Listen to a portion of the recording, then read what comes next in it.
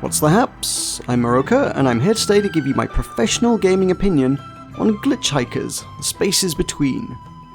Okay, this game is absolute Meroka bait. I love me a game I don't have to get good at. I hate getting good.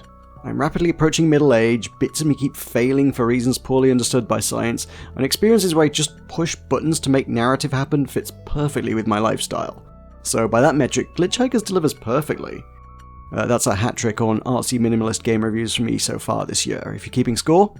Glitchhikers, which is to say not the spaces between, was released in 2014 as a short experimental title about driving alone at night, picking up weird hitchhikers and having deep conversations with them. It was a little bit of a cult success, and so it's now been expanded, fleshed out, and polished into the spaces between.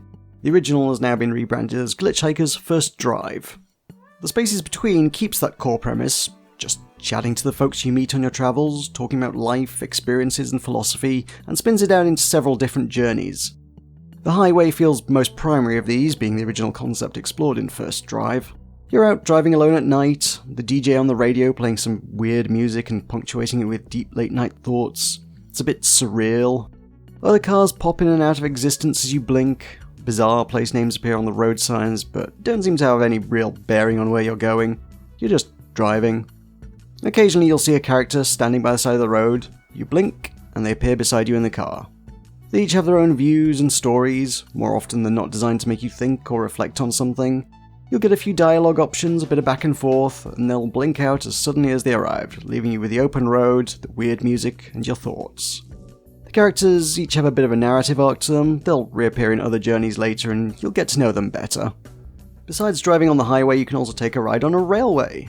Where the highway level was pretty much linear, you controlled the speed of the car and the lane you're in, both of which achieve very little. You now have the ability to get out of your seat and wander around the train. Movement is done in a point-and-click kind of way, like the main hub space. It feels a lot like it was designed for VR, but it's not, so ultimately it feels a touch clumsy. The freedom to move lets you sit down in a seat with any other passenger and strike up a conversation with them. Sometimes the train will pass interesting buildings and bits of the landscape, and you can press a button to get a cinematic shot of the train rolling past. Sometimes as you move between carriages, you'll step into something probably best described as another dimension.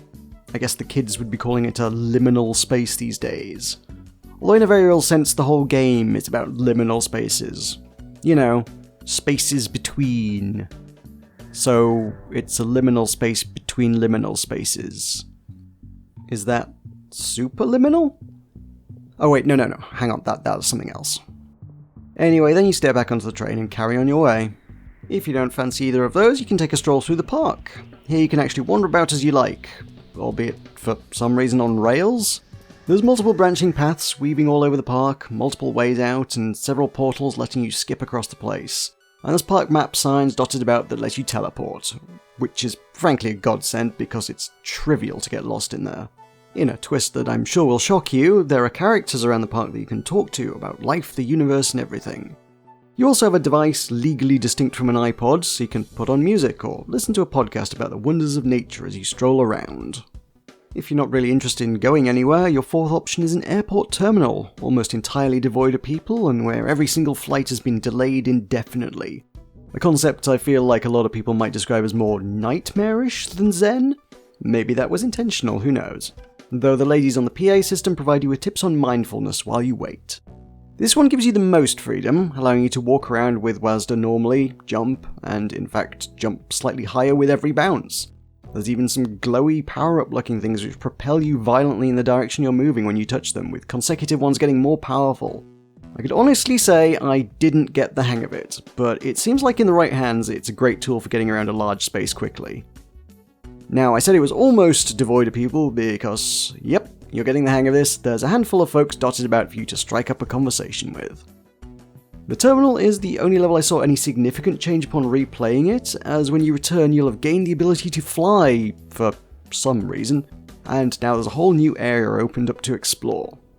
I find it interesting that the terminal is the only level they chose to make significantly different on a return visit, because there's clearly a real emphasis on it being a replayable, bite-sized experience. They boast 16 hikers to meet, with over 50 conversations to be had with them, yet you'll only ever meet a small handful on any one journey, so you'll need to come back several times if you want to experience them all. As a cute little aside, there's a drinks cabinet in the convenience store that serves as the hub. It starts out pretty empty, but it fills up with every conversation you have, with unique drinks for each character. It's a fun kind of collectible, and a way of tracking your completion of the game at the same time. It's a nice touch, and well executed. The characters themselves are a unique and diverse bunch.